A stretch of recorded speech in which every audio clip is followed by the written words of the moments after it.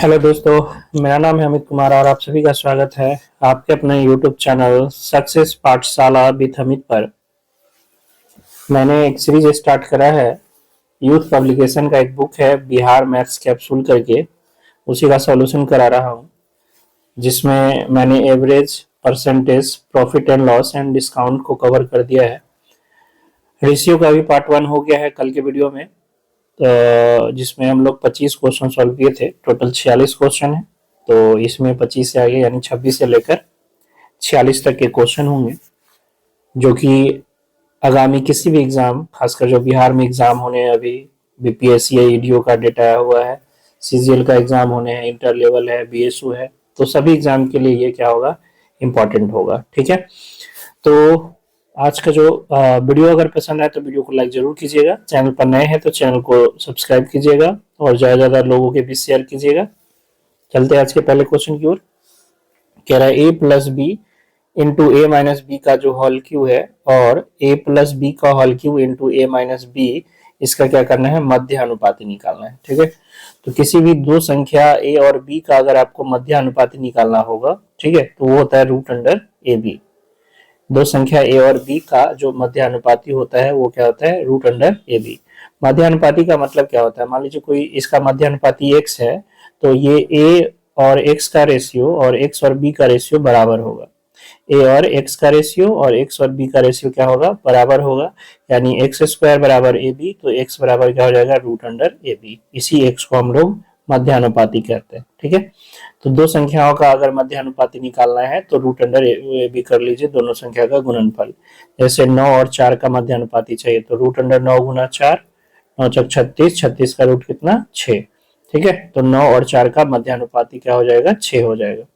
इसी तरह यहाँ आपको एक दिया है दो ए प्लस बी के फॉर्म में और ए माइनस बी के फॉर्म में, कि ए प्लस बी इंटू ए माइनस बी का होल क्यू, एक संख्या ये है और दूसरा संख्या ये है, इसका मध्य अनुपाती निकालना है। तो क्या जाएगा, रूट अंडर ए प्लस बी इंटू ए माइनस बी का होल क्यू, और ये इंटू में आपके पास ए प्लस बी का होल क्यू इंटू ए माइनस बी।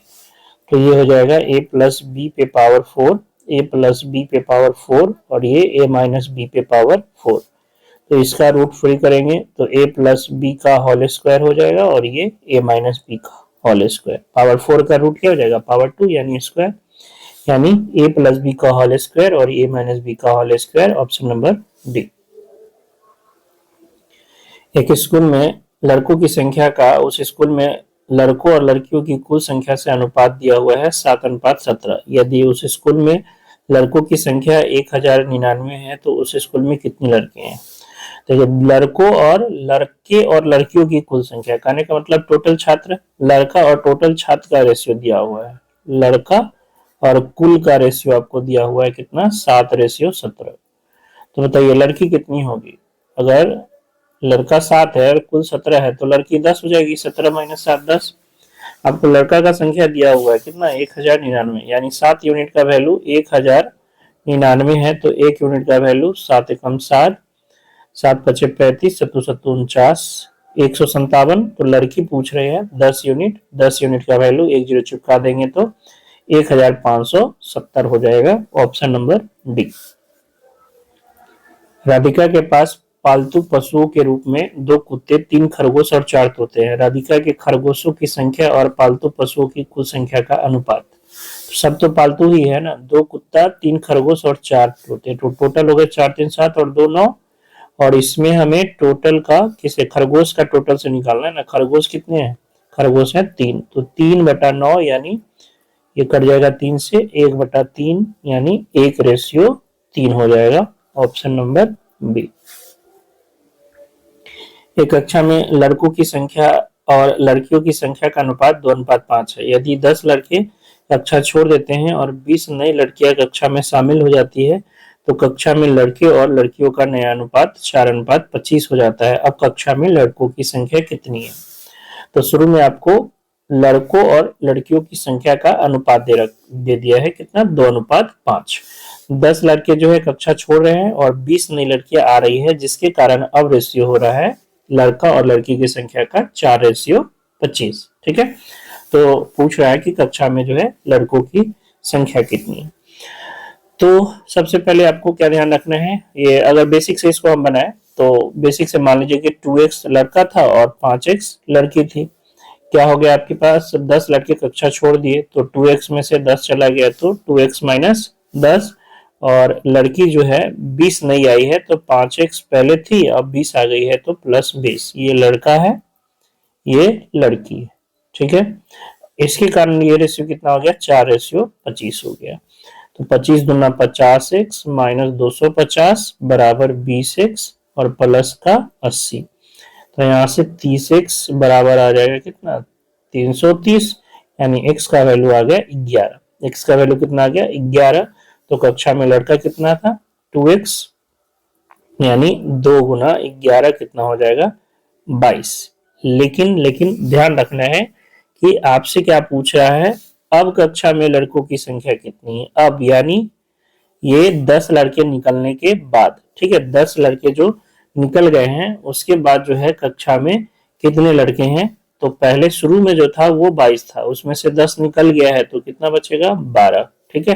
यही पहले पूछता है कि जो शुरू में है वो लड़कों की संख्या कितनी थी, तो क्या हो जाती, 22 हो जाती। तो इसका आंसर क्या हो जाएगा, ऑप्शन नंबर बी 12 हो जाएगा, ठीक है। बात आई समझ में।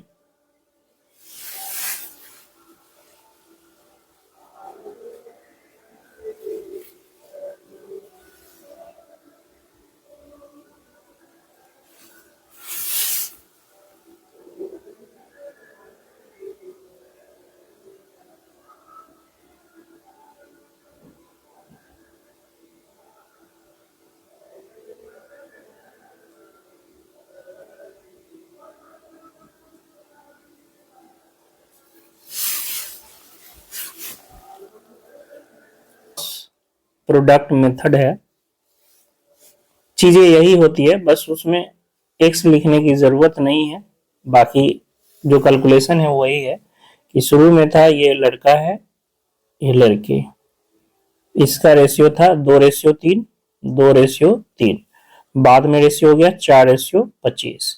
ये रेशियो क्यों हुआ, क्योंकि 10 लड़का घटा है और 20 लड़की आई है। तो दोनों सेम हो तो चिन्ह की जरूरत नहीं पड़ती, यानी दोनों आता या दोनों जाता तो चिन्ह की जरूरत नहीं पड़ती, बट एक जा रहा है एक आ रही है तो इसमें चिन्ह देना है। लड़का गया है तो -10 और लड़की 20 आई है तो +20, ठीक है। क्रॉस प्रोडक्ट में क्या करते हैं, इसका इधर से गुना करते हैं और इसका इधर से गुना करते हैं और उसका डिफरेंस निकालते हैं। तो इधर हो गया 25 गुना 50 और ये 4×3 = 12, 50 और 12 का अंतर आपके पास कितना आ गया, 50 और ये आपके पास 12 का अंतर हो गया 38, ठीक है। इधर देखिए ये हो गया, कहीं गड़बड़ हुआ है क्या, ये 2:5 है ना, ये 2:5, सॉरी 2:5, तो ये हो गया 20। तो 50 और 20 का अंतर हो गया कितना, 30 यूनिट। उसके बाद इसका इस तरह से गुना होता है और ये इस तरह से, क्रॉस प्रोडक्ट, ठीक है, जैसे ऊपर आए थे ना उसी तरह से इधर गुना करते हैं। तो ये हो गया कितना, 80, और 80 माइनस माइनस ये कितना हो जाएगा, 250, तो माइनस का 250, यानी 30 यूनिट का वैल्यू यहाँ पे कितना हो जाएगा, 330। तो 1 यूनिट आपका कितना हो जाएगा, 11। आपसे पूछा है लड़का का संख्या तो 2 यूनिट 22, तो शुरू में 22 था लेकिन 10 निकल गया तो अब कितना, 12। तो इसी को कहते हैं क्रॉस प्रोडक्ट। तो इसमें एक फायदा यह है कि आपको एक्स नहीं लिखना है, थोड़ा सा कैलकुलेशन इजी हो जाता है, ठीक है। तो इस तरीके से भी आप इसको सॉल्व कर सकते हो। एक संख्या को जब दूसरी संख्या के 3 गुने से घटाया जाता है तो परिणाम पहली संख्या के 3/4 के रूप में प्राप्त होती है, पहली संख्या और दूसरी संख्या। तो एक संख्या मान लीजिए x है, दूसरी संख्या y है, दूसरी संख्या के 3 गुने यानी 3y से जब पहली संख्या यानी x घटाया जाता है तो ये किसके बराबर हो जाता है, ये बराबर हो जाता है पहली संख्या के 3/4 यानी x के 3/4 के बराबर हो जाता है। यानी 3y बराबर कितना हो जाएगा, 3x/4 प्लस का x, यानी 4 और 3 7, तो 3y बराबर हो जाएगा 7x/4। 4 को इधर फेरेंगे तो 4×3 = 12 और 7 इधर आ जाएगा तो बटा में 7 बराबर x/y, यानी पहली संख्या और दूसरी संख्या का अनुपात क्या हो जाएगा, 12:7 हो जाएगा, ऑप्शन नंबर डी। 8, 13, 26 और 40 में से प्रत्येक संख्या में से कौन सी संख्या जोड़ी जानी चाहिए ताकि इस क्रम में प्राप्त संख्या समानुपात में हो।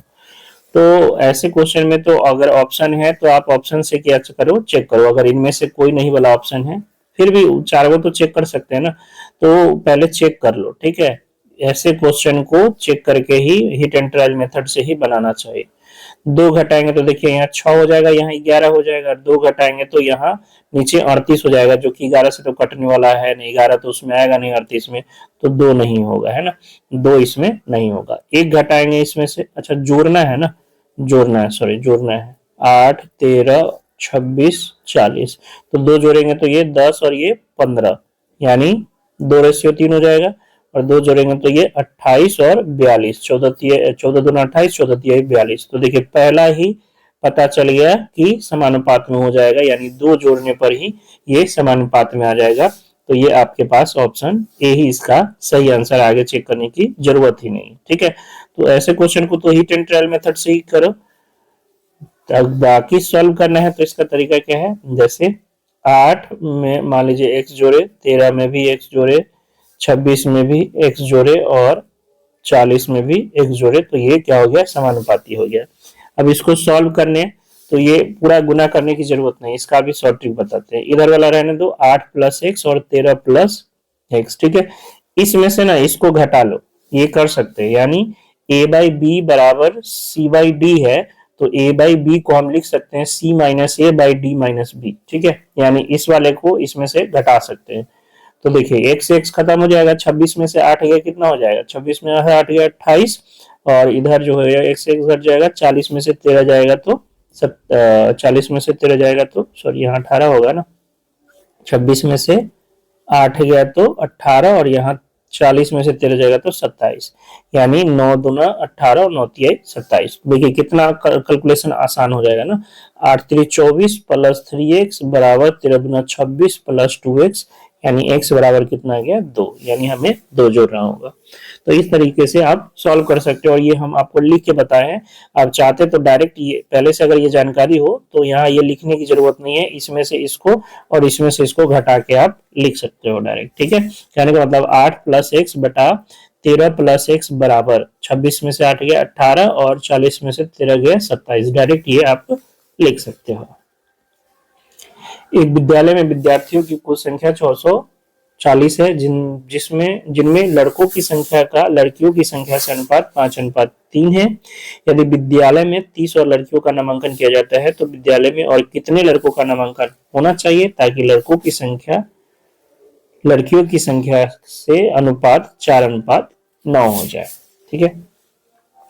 तो शुरू में जो लड़का और लड़की का जो अनुपात दिया है वो दिया है, इसकी संख्या का अनुपात 5:3, और टोटल दिया हुआ है 640 है, यानी टोटल यहाँ 8 यूनिट 640, तो 1 यूनिट 80 हो जाएगा। कहने का मतलब लड़का कितना है 5 यूनिट 400 और लड़की कितना है 240। अब इसमें क्या हो रहा है, 30 लड़कियों का नामांकन हो रहा है, तो लड़का का कितना नामांकन हो कि ये रेशियो 14:9 हो जाए। तो सिंपल है, इसमें x मान के बना सकते हो, कोई बड़ी बात नहीं है। 400 प्लस x, और लड़की कितना हो गया, लड़की हो गया 240, और 30 लड़की का नामांकन हुआ है नया, तो अब लड़की कितनी हो गई 270, तो नया लड़का 400 प्लस x और लड़की 270, यही रेशियो हो गया है 14:9। तो 9 से कट जाएगा ये 30 बार में, 14 तिया 42, यानी 400 प्लस x बराबर 420, यानी x का वैल्यू आ गया 20, यानी कितने नए लड़के आए हैं 20 नए लड़के का नामांकन होना चाहिए, तब जाके रेशियो ये होगा, ऑप्शन नंबर सी। बात आई समझ में। लड़का और लड़की की संख्या का रेशियो 5:3, टोटल विद्यार्थी 660, यानी 5 लड़का 3 लड़की, तो टोटल 8 यूनिट 640, तो 1 यूनिट 80, लड़का हो गया 5 यूनिट 400, 80 बचे और 400, और 8 3 24 240 लड़की का एडमिशन हुआ 30, तो अब लड़की कितनी हो गई 270, लड़का का मान लिए x, तो अब लड़का कितना हो जाएगा 400 प्लस एक्स, लड़की 270, रेशियो 400 प्लस एक्स बटा 270, और ये रेशियो हो गया है 14:9, तो यहाँ से x का वैल्यू 20 आ गया। यदि चुने गए और न चुने गए उम्मीदवारों का अनुपात 14:25 था तो कितने उम्मीदवारों ने आवेदन किया था। यदि 35 कम लोगों ने आवेदन किया होता और 10 लोग कम चुने जाते तो चुने गए और न चुने गए उम्मीदवारों का अनुपात 3:5 रहा होता, ठीक है। देखिए चुने गए, चुने और न चुने, इसका रेशियो दिया हुआ है 14:25। ठीक है। अब टोटल जो उम्मीदवार था, अगर यूनिट की बात करें तो 39 हो जाएगा। 14 चुने गए और 25 नहीं चुने गए तो टोटल 39। ठीक है, यूनिट में। अब कह रहा है कि संख्या में अगर 35 कम लोगों ने आवेदन किया होता और 10 कम लोग चुने गए होते तो ये जो रेशियो है वो 3:5 होता। 3:5 होता, यानी चुने गए 3 होते और न चुने गए 5 होते। ठीक है। तो अभी क्रॉस प्रोडक्ट मेथड बताया अभी। ठीक है, ये गए चुने गए और ये न चुने गए। अब यहाँ पे थोड़ा सा ये समझना है कि न चुने गए 10 कम गए, न चुने गए 10 कम गए और टोटल आवेदक जो है 35 कम गया। सॉरी, चुने गए ना, जो चुने गए लोग हैं वो 10 कम है और टोटल आवेदक कितना है, 35 कम। अब बताइए 35 को कम आवेदन किया है और उसमें चुनने वाला जो है, चुनने वाला वो 10 को कम गया है, तो जो बाकी 25 बच गया वो 25 कौन है, न चुनने वाले।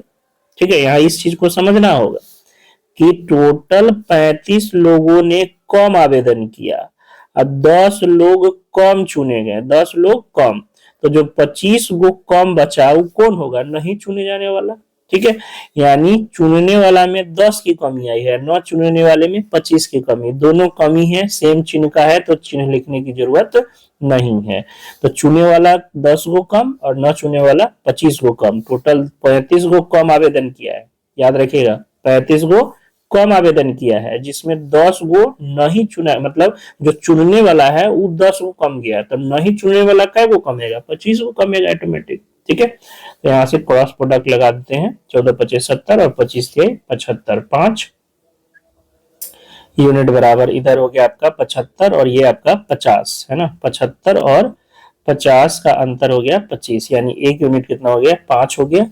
आपसे क्या पूछा है, तो टोटल उम्मीदवार कितने थे, तो शुरू में टोटल उम्मीदवार कितने थे, 39, तो 39 यूनिट का हो जाएगा 39 गुना 5, यानी 195, ऑप्शन नंबर ए। अच्छा, इसको एक से भी बना सकते थे, एक्स मान के भी बना सकते थे। एक्स मान के कैसे बना सकते थे, मान लीजिए 14x चुना गया है और 25x जो है नहीं चुना गया है। ठीक, टोटल कितना हो गया, 39x, टोटल हो गया 39x। अब 14x में से कै गो कम गया, 10 गो कम होता और टोटल में से दिया है, तो अब टोटल ये मान लीजिए कि 39x है और इसमें 35 लोग कम होता, तो यहाँ जो रेशियो होता है चुनने वाला का 3 और न चुनने वाला का 5, चूंकि हम टोटल लिए यहाँ तो टोटल का कितना हो जाएगा 8, तो यहाँ से आप x का वैल्यू निकाल सकते हो। ठीक,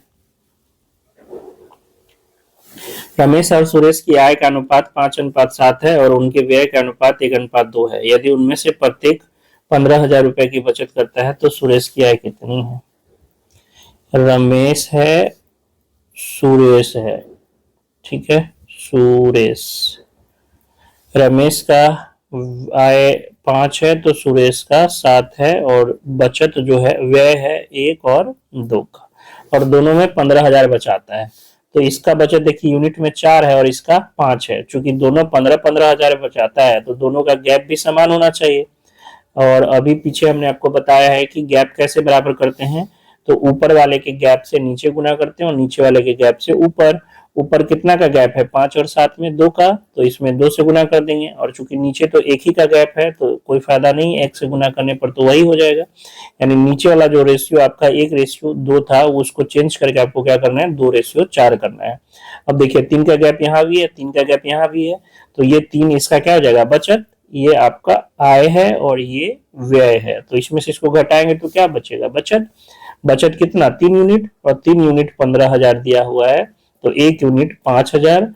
आपसे पूछ रहा है किसका आय, सुरेश का आय, सुरेश का आय कितना यूनिट, 7 यूनिट, तो 7 यूनिट का 7 × 5 = 35,000, ऑप्शन नंबर डी।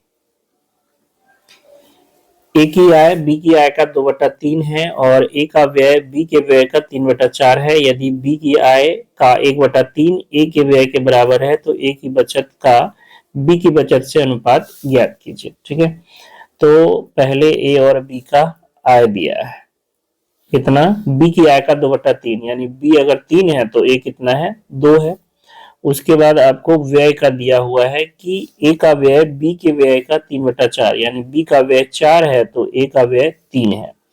अब कह रहा है कि यदि बी की आय का 1/3 बी की आय का 1/3 ए के व्यय के बराबर है। बी की आय का 1/3 और ए के व्यय के बराबर है। अभी देखिए ए का व्यय और बी का आय दोनों बराबर है। बी का आय कितना 3 यूनिट और ए का व्यय 3 है ना, 3 यूनिट, यानी दोनों बराबर है। लेकिन ये नहीं कह रहा है बी की आय का 1/3 है, यानी इसको हमें कितना गुना करना पड़ेगा 3 गुना, तभी तो इसका 1/3 करेंगे तो 3 आएगा। 9 का ही ना 1/3 कितना होगा 3, तो हमें इसको 9 बनाना पड़ेगा। तो 9 बनाने के लिए 3 से गुना, तो एक्चुअल में आय कितना हो जाएगा 6:3 से गुना करेंगे 6 और ये 9, और व्यय है 3:4। अब देखिए जो बी के व्यय का 1/3 ए के व्यय बी के आय का 1/3 ए के व्यय के बराबर है। यहाँ से ये आपका आय है, याद रखिए ये क्या है आय है, और ये व्यय है। इसमें से इसको घटाएंगे तो बचत मिलेगा। तो 6 में से 3 गया 3 और 9 में से 4 गया 5। ये किसका रेशियो आ गया, ये बचत का रेशियो आ गया 3:5। ऑप्शन नंबर ए। पिछले वर्ष एक्स और वाई की आय का अनुपात 4:5 था। पिछले वर्ष से इस वर्ष उनकी अपनी आय के अनुपात क्रमशः 3:4 और 2:3 थे। यदि उनके वर्तमान आय का योग 15,400 रुपए है तो एक्स की वर्तमान आय कितनी है। देखिए एक्स और वाई दो व्यक्ति है और इसके जो है पिछले वर्ष की आय का अनुपात दिया हुआ है 4:5। ये पिछले वर्ष का है, ठीक है, पिछले वर्ष का। वर्तमान वर्ष एक्स और वाई का अब क्या क्या दिया है, पिछले वर्ष और वर्तमान वर्ष, पिछले और वर्तमान का रेशियो दोनों का दिया है। वर्तमान एक्स का भी और वाई का भी, पिछले और वर्तमान। एक्स का जो है पिछला और वर्तमान का रेशियो दिया है 3:4 और वाई का दिया है 2:3। ठीक है, बात आ रही समझ में। पहले एक्स और वाई का रेशियो दिया है आय का पिछले वर्ष का, यानी पिछले वर्ष एक्स अगर 4 यूनिट कमा रहा था तो वाई कितना कमा रहा था 5 यूनिट। पिछले वर्ष एक्स अगर 4 यूनिट कमा रहा था तो वाई 5 यूनिट। अभी क्या दिया है, एक्स अगर पिछले वर्ष 3 यूनिट कमा रहा था तो अभी 4 यूनिट कमा रहा है। एक्स अगर पिछले वर्ष 3 यूनिट कमा रहा था तो अभी कितना कमा रहा है 4 यूनिट, और वाई पिछले वर्ष अगर 2 यूनिट कमा रहा था तो अभी कितना कमा रहा है 3 यूनिट। तो हमसे पूछा है टोटल वर्तमान का दिया हुआ है कि वर्तमान में टोटल मिला के आय 15,400 है, तो एक्स का वर्तमान निकालना है। अब देखिएगा एक चीज कि इसमें पिछले वर्ष का जो रेशियो है वो आपको दो बार गिवन है। एक तो पहले दे दिया है कि एक्स और वाई जो है पिछले वर्ष उनकी जो आय का अनुपात है वो 4:5 है। यहाँ भी एक्स का पिछला है और यहाँ भी वाई का पिछला है, ठीक है। तो हमें इस 3 का वैल्यू पहले से पता है कितना है 4 है, और इस 2 का वैल्यू हमें पहले से पता है कितना है 5 है। वर्तमान में इसका कितना है 4 और वर्तमान में इसका कितना है 3। तो हमें इस 4 का वैल्यू निकालना पड़ेगा और इस 3 का वैल्यू पता करना पड़ेगा, जबकि हमें इस 3 का वैल्यू और इस 2 का वैल्यू पता है। कैसे पता है, तो इस 3 का वैल्यू कितना है 4 यूनिट, क्योंकि पिछले वर्ष इसमें दिया है कितना 3, जबकि एक्चुअल में एक्स का है कितना 4, यानी ये 4 जो है वो 3 यूनिट का है। तो हमें कितना यूनिट का चाहिए वर्तमान में 4 यूनिट का, तो 4 रेशियो ये एक्स का हो गया, ठीक है। वर्तमान ये एक्स का क्या है वर्तमान और वाई का भी वर्तमान। वाई का देखिए पिछले वर्ष का यहाँ 2 है, जबकि दिया कितना है 5, यानी यहाँ लिख देते हैं इसको मिटा के, ये 5 है कितना का 2 का। वर्तमान में वाई का कितना तो 3, तो हमें कितना का निकालना है 3 का निकालना है, ठीक है। यहाँ 3 था, बात आई समझ में। हमें एक्स और वाई का पिछले वर्ष का दिया है 4 5, एक्स का पिछला का 3 है, वर्तमान का 4 है, तो 3 का वैल्यू 4, तो 4 का वैल्यू तो 4/3 गुना 4। 2 का वैल्यू 5, तो 3 का वैल्यू 5/2 गुना 3, ठीक है। तो यहाँ से ये हो गया आपके पास कितना 16/3 और ये 15/2, 2 से इधर 32 और 3 से इधर 45। तो इसका जो एक्स और वाई का जो वर्तमान आय है उसका रेशियो हो गया कितना 32:35, यानी एक्स वर्तमान में अगर 32 यूनिट कमा रहा है तो वाई 45। टोटल कितना हो जाएगा 77 यूनिट, टोटल 77 यूनिट, जबकि टोटल दे रखा है 15,400। तो 77 से कट जाएगा कितना 2 बार में, यानी 200 बार में, तो 1 यूनिट 200 एक्स का वर्तमान 32 है, तो 32 यूनिट का 32 गुना 6400 रुपए हो जाएगा। Option number D. 9 और 13 में प्रत्येक से सबसे छोटी धनात्मक कौन सी संख्या घटाई जानी चाहिए ताकि उनका तृतीय अनुपाती 18 हो। अब देखिए, दो संख्या का तृतीय अनुपाती होता क्या है, पहले आपको ये पता होना चाहिए। जैसे ए और बी का जो तृतीय अनुपाती होता है वो बी स्क्वायर बाई ए होता है। ए और बी का तृतीय अनुपाती बी स्क्वायर बाई ए। अच्छा, तृतीय अनुपाती का मतलब क्या है? तो ए और बी, मान लीजिए इसका तृतीय अनुपाती अगर एक्स है तो इसका मतलब है कि ए बाई बी जो होगा वो बी बाई एक्स के बराबर होगा। ए बाई बी बराबर होगा बी बाई एक्स के, तो इस x को a और b का तृतीय अनुपाती कहेंगे। तो यहाँ से ax बराबर बी स्क्वायर, यानी x बराबर क्या हो जाएगा, बी स्क्वायर बाई ए। तो a और b का तृतीय अनुपाती क्या होता है, बी स्क्वायर बाई ए। अब आपको कह रहा है कि इसमें और इसमें से क्या हम घटाएं ताकि इन दोनों का तृतीय अनुपाती 18 हो जाए। ठीक है, तो इसको ऑप्शन से चेक कर लेंगे। अगर 4 घटाएंगे तो ये 5 हो जाएगा और ये 9। 4 घटाएंगे दोनों में से तो ये 5 और ये 9। 9 का स्क्वायर 81 में 5 से भाग करेंगे तो 18 आएगा, नहीं आएगा, तो पहला गलत हो गया। 3 घटाएंगे तो ये 6 और ये 10। 10 का स्क्वायर 100 में 6 से भाग करेंगे तो 18 आएगा, नहीं आएगा, तो ये गलत। 1 घटाएंगे तो ये 8 और ये 12। 12 का स्क्वायर 144 में 8 से अगर भाग करेंगे तो ये कितना जाएगा, 18 आ जाएगा। तो इसका सही आंसर सी हो गया। ठीक है, बाकी सॉल्व करोगे तो इसमें द्विघात समीकरण बनेगा। तो हिट एंड ट्रायल मेथड ही सही है ऐसे क्वेश्चन के लिए। सॉल्व कैसे करेंगे, तो 13 में से x घटा लिए मान लीजिए और 9 में से x घटा लिए, तो इसका तृतीय अनुपाती क्या हो जाएगा, बी स्क्वायर, यानी दूसरा संख्या का स्क्वायर बटा पहला संख्या, और यही दिया हुआ है 18। क्रॉस गुना कीजिए और सॉल्व कीजिए, यहाँ से जो है द्विघात समीकरण बनेगा और x का मान आएगा। ठीक है, हो सकते हैं और भी आगे संख्या हो, एक संख्या और भी आपको मिले, लेकिन जो ऑप्शन है वो ऑप्शन में एक ही है, एक। ठीक, अनिल और कुमुद के मासिक वेतन का अनुपात 19:17 है। यदि अनिल और कुमुद के वेतन में क्रमशः 2000 रुपए और 1000 की वृद्धि होती है तो उनके वेतन का अनुपात इतना हो जाता है। कुमुद का वर्तमान वेतन ज्ञात कीजिए। ठीक है, तो इसको क्रॉस प्रोडक्ट से बना सकते हैं।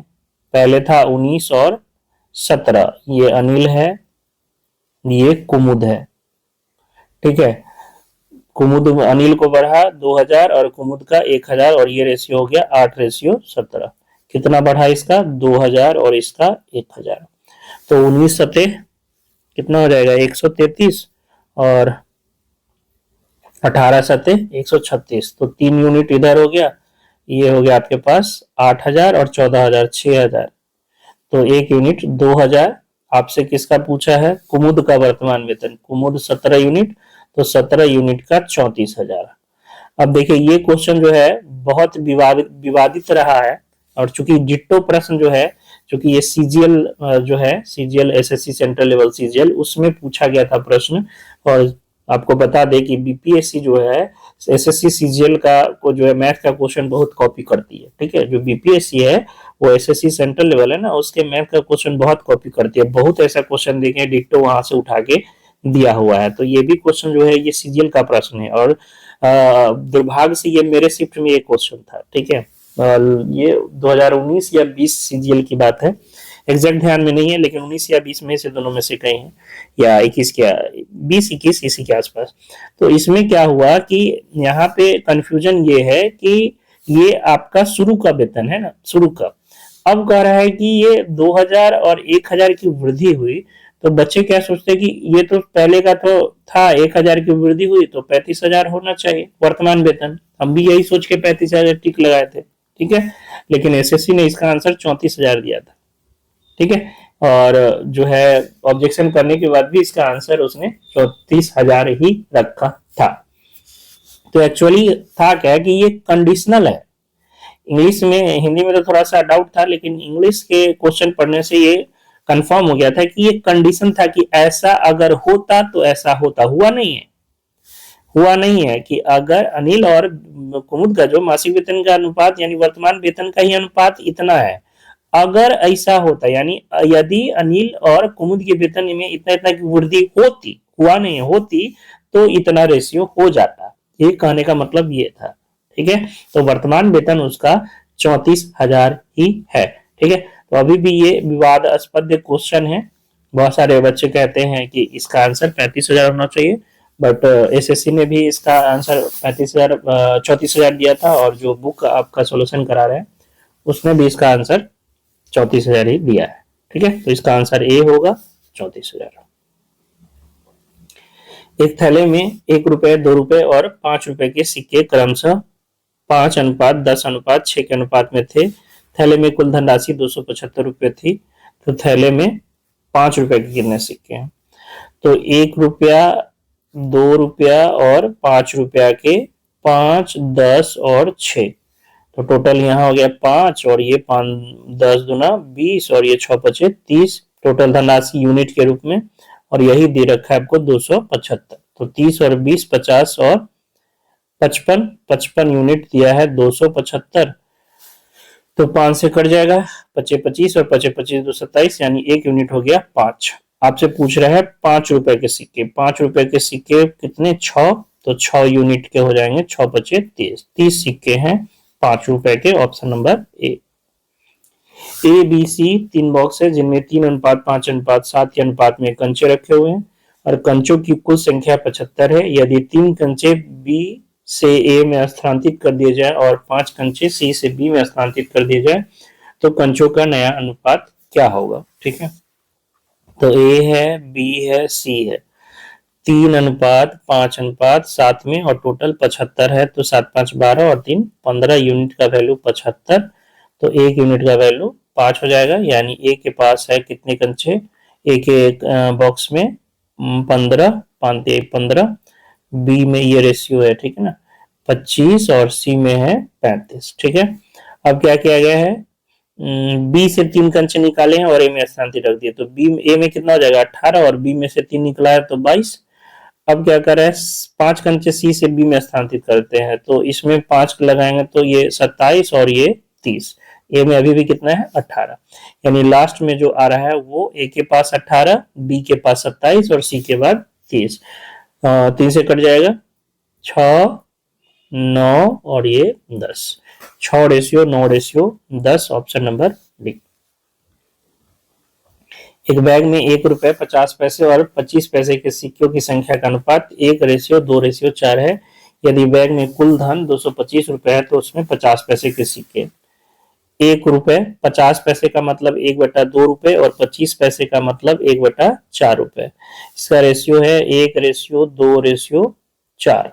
तो गुना करेंगे, 1 गुना 1 1, 1/2 गुना 2 प्लस 1/4 गुना 4, और यही टोटल रुपया दिया हुआ है कितना? 225।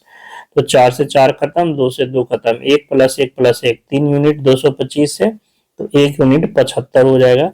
आपसे पूछा है 50 पैसे, 50 पैसे वाला यानी 2 यूनिट, 2 यूनिट का 75 गुना 150, तो 50 पैसे वाले कितने सिक्के हैं? 150। एक बैग में 1 रुपए 50 पैसे और 25 पैसे के सिक्कों की संख्या का अनुपात, सेम क्वेश्चन रिपीट हो गया। ओहो, 42 सेम क्वेश्चन रिपीट मतलब स्लाइड एक बढ़ गया। ठीक है, सेम क्वेश्चन है।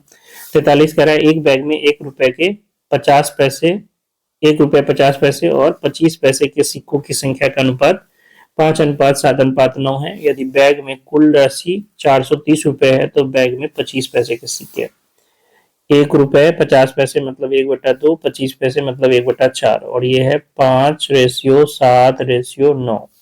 तो 5 गुना 1 5, ये 7/2 और ये आपका 9/4, और ये टोटल है कितना? 430। तो 5 चक 20 और 14, 14 और 20 34 और 9 43, 43/4 बराबर 430। 43 से 10 बार में यानी 1 यूनिट हो गया 40। आपसे क्या पूछा है? 25 पैसा, 25 पैसा वाला का 9 यूनिट है, तो 9 यूनिट का 9 चक 36 360, ऑप्शन नंबर बी। 44 कह रहा है निम्नांकित में कौन एक अनुपात 3/8 के बराबर है? 3/8, अच्छा भाग करके दशमलव बताना है, तो 0 8 3 24 6 8 7 56 8 5 40, 0.375, ऑप्शन नंबर बी। एक बैग में 10 रुपए, 5 रुपए और 2 रुपए के नोट 10:5:2 के अनुपात में है। बैग में 5 रुपए के नोटों का कुल मूल्य 2 रुपए के नोटों के तुलना में 84 रुपए अधिक है। तो बैग में 10 रुपया का है, 5 रुपया का है और 2 रुपया का है। 10:5:2 में ही है। वाह, जिस रेशियो में उसका मूल्य है उसी रेशियो में ये दिया है। अब कह रहा है कि जो 2 रुपए का बैग में जो 5 रुपए का नोट का मूल्य है ना, वो 2 रुपए की तुलना में 84 अधिक है। तो देखिए 5 रुपए वाला 5 हो तो 25 होना चाहिए और 2 रुपया वाला 2 हो तो 4। इसका अंतर कितना, 21 यूनिट। और ये अंतर दे रखा है कितना, 84 रुपए का, यानी 1 यूनिट 4 रुपए का। ठीक है, 1 यूनिट 4 के बराबर है। यहाँ से सिक्का निकलेगा, क्योंकि ये भी रुपया में होगा, ये भी रुपया में, तो रुपया से रुपया कैंसिल होता है। तो यहाँ से क्या निकलेगा, सिक्कों की संख्या। किसका निकालना है, 10 रुपए का नोट। 10 रुपए का नोट क्या हुआ है, 10 हो तो 10 यूनिट 40, यानी 10 रुपए के नोटों की संख्या कितनी है, 40 है। तो रुपया टोटल कितना हो जाएगा, 40 गुना 10 यानी 400 रुपया। बात आई समझ में। यहाँ से जो निकलेगा वो नोटों की संख्या निकलेगी। तो 1 यूनिट 4, तो 10 रुपए के कितने यूनिट, 10 यूनिट, तो 10 यूनिट 40, यानी 10 रुपए के कितने नोट है, 40 नोट है। तो टोटल रुपया कितना हो गया, 40 गुना 10 यानी 400 रुपए। दो संख्याओं का अनुपात 14:25 है। यदि उनके बीच का अंतर 264 है तो दोनों संख्याओं में छोटी संख्या। तो देखिए दो संख्या का जो अनुपात है 14:25, इसमें से इसका गैप दिया हुआ है। तो गैप कितना का है, 11, यानी दोनों का अंतर दिया हुआ है यूनिट में 11 का और संख्या में 264 का। तो 264 11 यूनिट, 1 यूनिट 11 दूना 22, 11 चक 44। छोटी संख्या 14 यूनिट, तो 14 यूनिट का हो जाएगा 24 गुना 14। 14 चक 56, 5, 14 दूना 28 और 5 33, 336, ऑप्शन नंबर बी। ठीक है, तो रेशियो में टोटल 46 प्रश्न थे। 2 वीडियो में इसको कंप्लीट कर दिया है। रेशियो यहाँ पे समाप्त होता है। आशा करते हैं जो भी पढ़ा रहे हैं वो समझ में आ रहा होगा। अगर समझ में आ रहा है तो वीडियो को लाइक जरूर कीजिएगा। चैनल पर नए हैं तो चैनल को सब्सक्राइब कीजिएगा। और इतना मेहनत करने के बाद भी जो है लाइक व्यू नहीं बढ़ रहा है, आप लोग थोड़ा सा प्रयास कीजिए। ये बहुत अच्छे कंटेंट आपको दे रहे हैं। एग्जाम जब होगा तो निश्चित ही आपको जो है इस कंटेंट से फायदा मिलेगा। ठीक है, तो मिलते हैं नेक्स्ट वीडियो में, तब तक के लिए जय हिंद, जय भारत।